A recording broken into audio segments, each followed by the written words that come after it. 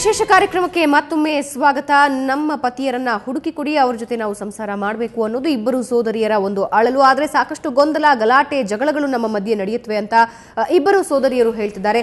ಧನಲಕ್ಷ್ಮಿ ಅವರ ಪತಿ ವಿಶ್ವೇಶ್ವರಯ್ಯ ಅವರು ಈಗ ನಮ್ಮ ಜೊತೆ ದೂರವಾಣಿ ಸಂಪರ್ಕಕ್ಕೆ ಸಿಕ್ಕಿದ್ದಾರೆ. ವಿಶ್ವೇಶ್ವರಯ್ಯ ಅವರೇ, ಏನಿದು ಗೊಂದಲ, ಯಾಕೆ ಗಲಾಟೆ?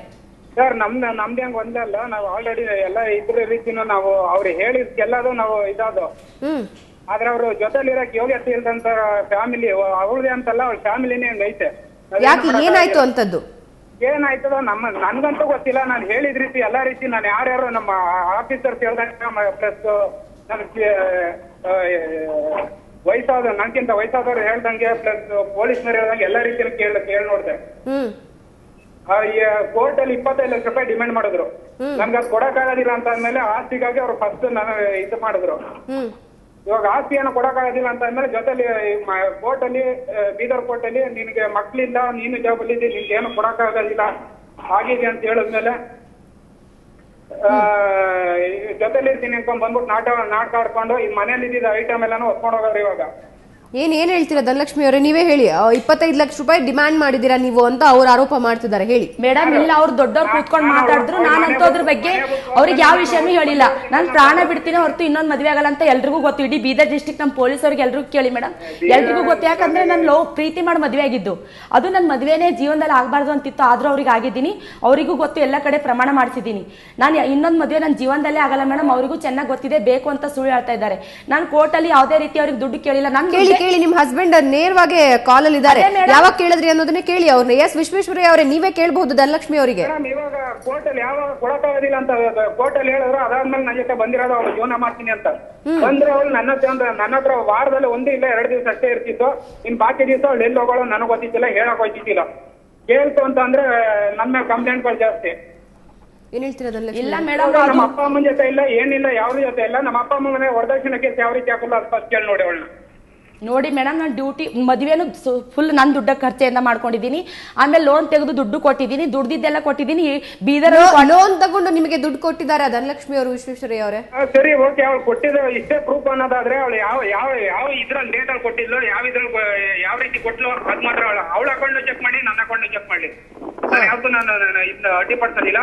ಆದ್ರೆ ಇದೇ ಕ್ಲಿಯರ್ ಆಗಬೇಕು. ಇವಾಗ ಹೆಂಗಿದ್ರು ನಾನು ಮಾನ ಮರ್ಯಾದೆ ಹೋಯ್ತು.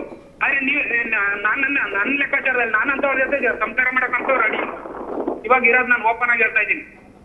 ಏನ್ ಸಾಕ್ಷಿ ಇದೆ ನೀವು ದುಡ್ಡು ಕೊಟ್ಟಿರೋದಕ್ಕೆ ಅಂತ ಕೇಳ್ತೀನಿ. ದುಡ್ಡು ಕೊಟ್ಟಿರೋದಕ್ಕೆ ಅವರೇ ಸಾಕ್ಷಿ ಮೇಡಮ್. ಅವ್ರ ಫ್ರೆಂಡ್ ಅಕೌಂಟ್ ಇಂದ ಸ್ವಲ್ಪ ದುಡ್ಡು ಹಾಕಿದೀನಿ. ಇವ್ರದ್ದು ಜಮ್ಮು ಅಲ್ಲಿ ಇದ್ದಿದ್ದು ಉಧಂಪುರ್ ಅಂತ, ಅದ್ರದ್ದು ಅಕೌಂಟ್ ನಂಬರ್ ಅವ್ರಿಗೆ ಗೊತ್ತು, ನನ್ನ ಹತ್ರ ಯಾವ್ದು ಇಲ್ಲ. ಅಲ್ಲೂ 15,000 ರೂಪಾಯಿ ಹಾಕಿದ್ದೀನಿ. ಅವ್ರದ್ದು ಫ್ರೆಂಡ್ಗೆ 30,000 ರೂಪಾಯಿ ಅಕೌಂಟ್ ಅಲ್ಲಿ ಹಾಕಿದ್ದು. ಅವ್ರ ಫ್ರೆಂಡ್ ಅಕೌಂಟ್ ನಂಬರ್ ಮಂಜುನಾಥ್ ಅಂತ, ಅವ್ರ ಮೇಲೆ ಕೇಸ್ ಇದೆ. ಅಕೌಂಟ್ ನಂಬರು ಅವ್ರು ಸಿಕ್ಕಿದ್ರೆ ಸಿಗುತ್ತೆ ಮೇಡಮ್. ಎಲ್ಲಾ ರೀತಿ ನಾನು ಫುಲ್ ಪ್ರೀತಿ ಮಾಡಿ ನನಗೆ ದುಡ್ಡಿಂದ ಎಲ್ಲಾ ರೀತಿ ನನ್ಗೆ ಯೂಸ್ ಮಾಡ್ಕೊಂಡು ನನ್ನ ಜೀವನನೇ ಹಾಳು ಮಾಡಿದ್ದಾನೆ. ಅವ್ನು ಮೋಸ ಮಾಡಿದ್ದಾನೆ. ಫಸ್ಟ್ ಆಫ್ ಆಲ್ ನನ್ನ ದುಡ್ಡು ಕಿತ್ಕೊಂಡ, ನನ್ನ ಮಾನ ಮರ್ಯಾದೆ, ನನ್ನ ಶೀಲನು ಕಿತ್ಕೊಂಡ. ಇವಾಗ ಈ ತರ ನಾನು ಯಾವ್ದು ನಾಟಕ ಮಾಡಿಲ್ಲ ಮೇಡಮ್. ಇಡೀ ನಮ್ಮ ಬೀದರ್ ಡಿಸ್ಟಿಕ್ ಅವ್ರಿಗೆ ಕೇಳಿ, ನಾಟಕ ನಾನೇ ರಿಕಮೆಂಡ್ ಮಾಡಿ ಅವ್ರಿಗೆ ಎಲ್ಲಾ ರೀತಿ ರಿಕ್ವೆಸ್ಟ್ ಮಾಡ್ಕೊಂಡು ವರ್ಗಾವಣೆ ಮೊದಲು ಮಾಡಿಸಿದ್ದೆ ಮೇಡಮ್. ಇದಕ್ಕಿಂತ ಮೊದಲು ಮುಂಚೆ ಒಂದ್ಸಲ ಅವ್ರು ಡೈವರ್ಸ್ಗೂ ಹಾಕಿದ್ರು, ಅದಕ್ಕಿಂತ ಮುಂಚೆನೂ ಮಾಡಿಸಿದ್ದೆ. ಎಲ್ಲಾ ರೀತಿ ನನಗೆ ಅವ್ರು ಮೋಸ ಮಾಡ್ತಾ ಇದ್ದಾರೆ ಮೇಡಮ್. ನಾ ಯಾವ ರೀತಿನೂ ಅವ್ರಿಗೆ ಅನ್ಯಾಯ ಮಾಡಿಲ್ಲ. ಏನ್ ಹೇಳ್ತೀರಾ ವಿಶ್ವೇಶ್ವರಯ್ಯ ಅವರೇ? ಎಲ್ಲಾ ರೀತಿಯಲ್ಲೂ ನನಗೆ ಮೋಸ ಆಗಿದೆ, ಅವರಿಗೆ ನನ್ನಿಂದ ಯಾವ್ದು ಮೋಸ ಆಗಿಲ್ಲ ಅಂತಿದ್ದಾರೆ. ಮೇಡಮ್ ಅವ್ರು ನಾ ಹೇಳ್ತಿಲ್ವಾ, ಇವಾಗ 7 ಲಕ್ಷ ರೂಪಾಯಿ ವರದಕ್ಷಿಣೆ ಕೇಸ್ ಹಾಕವ್ರೆ. ಯಾವ ರೀತಿಲಿ ಯಾವ ಇದ್ರಲ್ಲಿ ತೆಗೆದುಕೊಟ್ರು ಅದ್ ನನಗೆ ಪ್ರೂಫ್ ಬೇಕಾಗೈತೆ.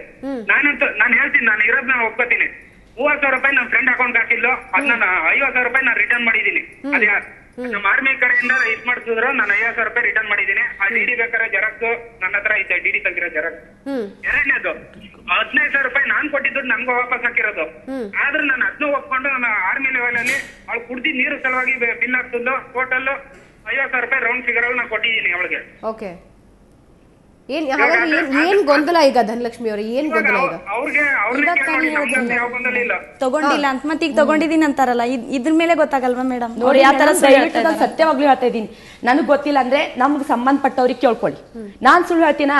ನಮ್ ಬೀದರಲ್ಲಿ ನಾನು ಏನ್ ಮನೇಲಿ ಇರೋಳಲ್ಲ, ಹೊರಗಡೆ ಸಮಾಜದಲ್ಲಿ ಡ್ಯೂಟಿ ಮಾಡೋಳು. ಎಲ್ರಿಗೂ ಗೊತ್ತಿದೆ. ನಾನು ಅವ್ರಿಗೆ ಯಾವ ರೀತಿನೂ ಅನ್ಯಾಯ ಮಾಡಿಲ್ಲ, ಮೋಸ ನಾನು ಒಂದು ಸುಳ್ಳು ಮಾತು ಆಡಿಲ್ಲ. ಯಾವ ದೇವ್ರ ಮೇಲೆ ಬೇಕಾದ್ರೂ ಪ್ರಮಾಣ ಮಾಡಿ ಹೇಳ್ತೀನಿ. ನಾನು ಸಾಮಾನು ಹೊತ್ಕೊಂಡು ಹೋಗಿಲ್ಲ ಮೇಡಮ್, ನನ್ನ ತಂಗಿ ಮನೇಲಿ ಇಟ್ಟಿದ್ದೀನಿ. ಅದನ್ನು ನನ್ನ ಗಂಡನಿಗೆ ಹೇಳಿದ್ದೀನಿ, ಬೇರೆ ಮನೆ ಮಾಡಂದ್ರೆ ಮಾಡಿಲ್ಲ, ಮನೆ ವ್ಯವಸ್ಥೆ ಇವಾಗ ಹೋಗಿ ನೋಡಿ ಮೇಡಮ್, ಕಮರ್ಷಿಯಲ್ ಏರಿಯಲ್ಲಿ ಎಷ್ಟು ಚೆನ್ನಾಗಿಲ್ಲ. ನನಗೂ ಜನವರಿಯಲ್ಲಿ ಇಂದಿರಾನಗರ್ ಆಸ್ಪತ್ರೆಯಲ್ಲೇ ಟ್ರೀಟ್ಮೆಂಟ್ ತಗೊಂಡಿದ್ದೀನಿ, ಯಾವುದಕ್ಕೂ ದುಡ್ಡು ಕೊಟ್ಟಿಲ್ಲ. ಬಟ್ಟೆ ಹೊದಿಕೆನೂ ಹಚ್ಕೊಳಕ್ ಬೆಡ್ಶೀಟು ತಂದಿಲ್ಲ. ಇಲ್ಲಿ 3 ತಿಂಗಳಿದ್ದೆ, ಯಾವ ರೀತಿ ನಂಗೆ ಚೆನ್ನಾಗಿ ನೋಡ್ಕೊಂಡಿಲ್ಲ. ಅಕ್ಕಪಕ್ಕ ಎಲ್ಲರೂ ಇದ್ದಾರೆ, ನಾನು ಆ ಗಂಡನ ಬಿಟ್ಟು ಎಲ್ಲೂ ಹೋಗಿಲ್ಲ ಮೇಡಮ್. ಹೋದ್ರೆ ನನ್ನ ತಂಗಿ ಮನೆಗೆ ಅಷ್ಟೇ ಹೋಗ್ತಾ ಇದ್ದೆ, ನಾನು ಎಲ್ಲೂ ಹೋಗಿಲ್ಲ. ಸುಳ್ಳು ಹೇಳ್ತಾ ಇದ್ದಾರೆ ಮೇಡಮ್, ನಾನು ಇಲ್ಲಿ ಬಿಟ್ಟು ಎಲ್ಲೂ ಹೋಗಿಲ್ಲ ಮೇಡಮ್. ಸುಳ್ಳು ಏನು ಹೇಳಿದ್ರೆ ಹೇಗೆ ಇದು ಆಗುತ್ತೆ ಮೇಡಮ್? ಪ್ರತಿ ಸರಿ ರಜೆಗೆ ಬಂದಾಗ ಮೇಡಮ್ ಯಾವಾಗ್ನೂ ನಮ್ಮ ಅಕ್ಕಗೆ ಹೆದರ್ಸ, ನೀನ್ ದುಡ್ಡು ಕೊಟ್ರೆ ಬರ್ತೀನಿ, ಇಲ್ಲಾಂದ್ರೆ ಇಲ್ಲ. ಬರೀ ದುಡ್ಡಿಂದ ಆಸೆ ಮೇಡಮ್, ಇಬ್ರಿಗೂ ದುಡ್ಡಿನ ಆಸೆ ಜಾಸ್ತಿ ಇದೆ ಮೇಡಮ್. ಅದಕ್ಕೆ ಈ ತರ ಸುತ್ತಾಡಿಸ್ತಾ ಇದಾರೆ. ನಿಮ್ಗೆ ಇಬ್ರಿಗೂ ಜೀವನ ಕೊಡಲ್ಲ, ಇಬ್ರನ್ನು ಇದೇ ತರ ನಿಮ್ ಇದು ಮಾಡ್ತೀವಿ ಅಂತ ನಮ್ಮ ಅಕ್ಕಗೆ ಫೋನ್ ಮಾಡಿಬಿಟ್ಟು ತೊಂದರೆ ಕೊಡ್ತಾರೆ ಮೇಡಮ್. ಅವ್ರು ಡ್ಯೂಟಿ ಮಾಡಕ್ ಹೋದ್ರೆ ನಿಮ್ ತಂಗಿ ಜೀವನ ನೀನ್ ಬರೋಷ್ಟೊತ್ತಿಗೆ ಹೆಂಗ್ ಮಾಡ್ತೀನಿ, ಬೀದಿಲ್ ನಿಲ್ಲಿಸ್ಲಿಲ್ಲ ಅಂದ್ರೆ ನೋಡು ಅಂತ ಹೇಳಿದ್ದಾರೆ. ಈ ತರ ಏನಿದು ವಿಶ್ವೇಶ್ವರಯ್ಯ ಅವರೇ? ಮೇಡಮ್ ನಾನು ಯಾವ ರೀತಿ ಇದ್ ಮಾಡಕ್ ಹೋಗಿಲ್ಲ, ಅವ್ರದೇ ಇದೈತೆ. ನಾನು ಇದು ಇವಾಗ್ಲೂ ನಿಮ್ಗೆ ಹೇಳ್ತೀನಿ ಒಂದೇ ಇದು. ಅವರು ಫುಲ್ ಡೀಟೇಲ್ ಬೇಕಂದ್ರೆ Halasuru police station, Banaswadi police station, 2 police station phone ಮಾಡ್ಬಿಟ್ಟು ಅವ್ರ ಡೀಟೇಲ್ಸ್ ಏನಂತ ಕೇಳಿ ನೋಡಿ. ಅವ್ರು ನಾನು ಇವಾಗ ಸ್ವಲ್ಪ ಬಿಸಿಲಿದ್ದೀನಿ, ಡ್ಯೂಟಿಲಿದ್ದೀನಿ, ನಾನು ಇವಾಗ ಮಾತಾಡಕ್ಕಾಗೋದಿಲ್ಲ. ಫುಲ್ ಡೀಟೇಲ್ ಬೇಕು ಅಂತ ನಿಮ್ಗೆ ನಾನು ಇನ್ನೇನು ಕೇಳೋದಿಲ್ಲ. ಒಂದು Halasuru police station, 2 Banaswadi police station ಕೇಳಿ ನೋಡ್ಕೊಳ್ಳಿ, ಅವ್ರ ಡೀಟೇಲ್ಸ್ ಕೇಳ್ಕೊಳ್ಳಿ. ಎಸ್ ಧನ್ಯವಾದ ವಿಶ್ವೇಶ್ವರಯ್ಯ ಅವರೇ ನಮ್ಮ ಜೊತೆ ಮಾತನಾಡೋದಕ್ಕೆ. ಏನಿದು ಗೊಂದಲ ಅನ್ನೋದೇ ಇಲ್ಲಿ ಅಸ್ಪಷ್ಟವಾಗಿದೆ. ಅರುಣ್ ಅವರೇ, ಎರಡೂ ವಾದವನ್ನ ನೀವು ಕೇಳಿದ್ರಿ, ಏನ್ ಅನ್ನಿಸ್ತಾ ಇದೆ? ನಾನು ಹೇಳೋದು ಅವರು ಮುಂದೆ ಬರಬೇಕು, ಮುಂದೆ ಬಂದು ಕೂತಾಗ ಎದುರುಗಡೆ ಕೂತು ಮಾತಾಡಿದಾಗ ಫೋನಲ್ಲಿ ಮಾತಾಡೋದಕ್ಕಿಂತನೂ ಅವರು ಇಬ್ಬರು ಹಸ್ಬೆಂಡ್ಸ್ ಇಲ್ಲಿ ಬಂದು ಅವ್ರು ಹೇಳ್ತಾರೆ, ಇವಾಗ ತೊಗೊಂಡಿಲ್ಲ ಅಂತ ಹೇಳ್ತಿರ್ಬೋದು, ಅಥವಾ ಇವ್ರು ಕೊಡ್ತಿದ್ದಾರೆ ಅಂತ ಹೇಳ್ತಿರ್ಬೋದು. ಏನಿದೆ ಕೂತು ಮಾತಾಡಿ, ಇದು ಫ್ಯಾಮಿಲಿ ವಿಷಯ ಇದು. ಸೊ ಅದರಿಂದ ಇದು ಬೀದಿಯಲ್ಲಿ ಮಾಡಿ ಇದು ಮಾಡೋದಕ್ಕಿಂತನೂ ಎದುರುಗಡೆ ಕೂತಿ ಅಮಿಕಬಲ್ ಮಾತಾಡಿ ಸೆಟಲ್ ಮಾಡ್ಕೋಬೋದಾಗಿತ್ತು ಇದು. ಸೊ ಅದರಿಂದ ಅವ್ರನ್ನ ಕರೆಸಿ ಅವ್ರೇನೋ ಬರೋದಾಗಿದ್ರೆ ಎದುರುಗಡೆ ಕೂತು ಮಾತಾಡ್ಕೋಬೋದು. ಆ ಥರ ಇಲ್ಲ ಅಂತಂದರೆ ಅವ್ರು ಇವಾಗ ಏನೋ ತೊಂದರೆ ಆಗಿದ್ರೆ ಹೇಳ್ಬೋದಾಯ್ತು, ಈ ಥರ ತೊಂದರೆ ಆಗಿದೆ ಅಂತ ಹೇಳ್ಬಿಟ್ಟು. ಇವಾಗ ಅವ್ರ ಬಗ್ಗೆನೇ ಏನೋ ಕೆಟ್ಟ ಅಭಿಪ್ರಾಯ ಇದ್ದು ಏನಾದರೂ ಆಗಿದ್ರು ಎದುರುಗಡೆ ಕೂತು ಮಾತಾಡ್ಬೇಕು ಫಸ್ಟ್.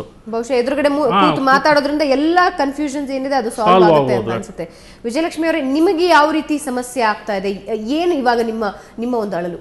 ನಮಗೆ ನಮ್ಮ ತಂದೆಯವರು ರಿಟೈರ್ಡ್ ಆಗಿದ್ದಾರೆ ಮೇಡಮ್.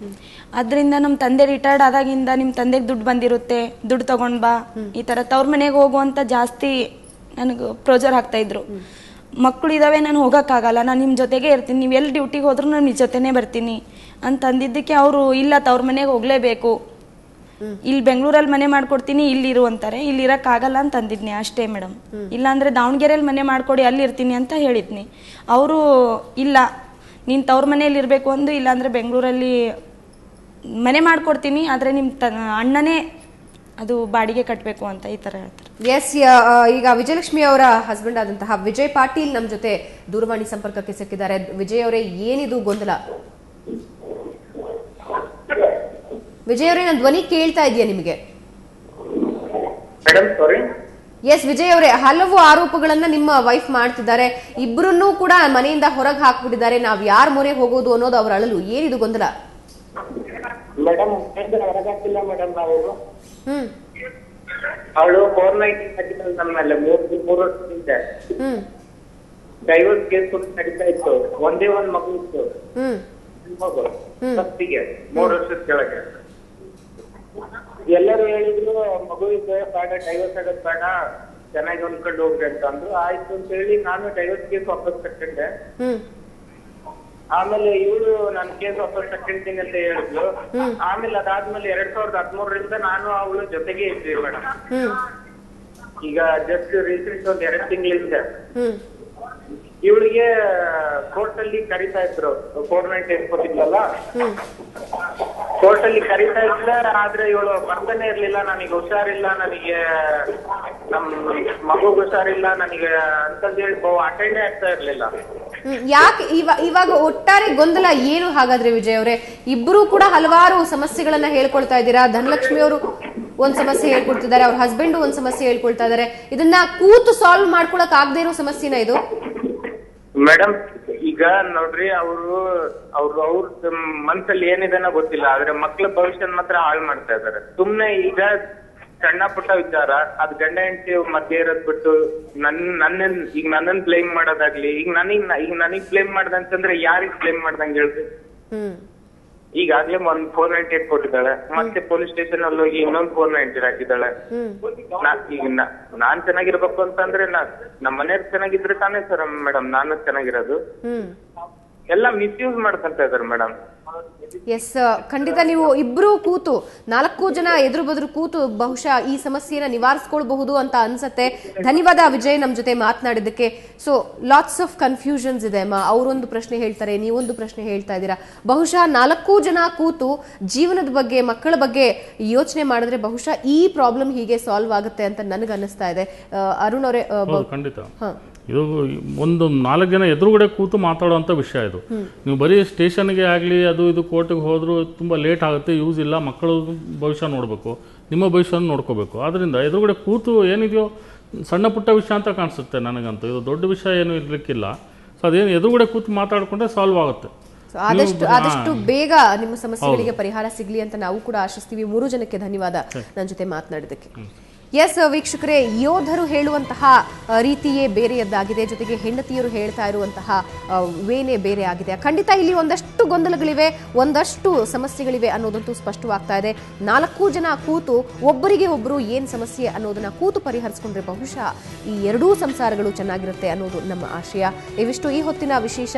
ನೇರ, ದಿಟ್ಟ, ನಿರಂತರ ಸುದ್ದಿಗಾಗಿ ನೋಡ್ತಾ ಇರಿ ಸುವರ್ಣ ನ್ಯೂಸ್.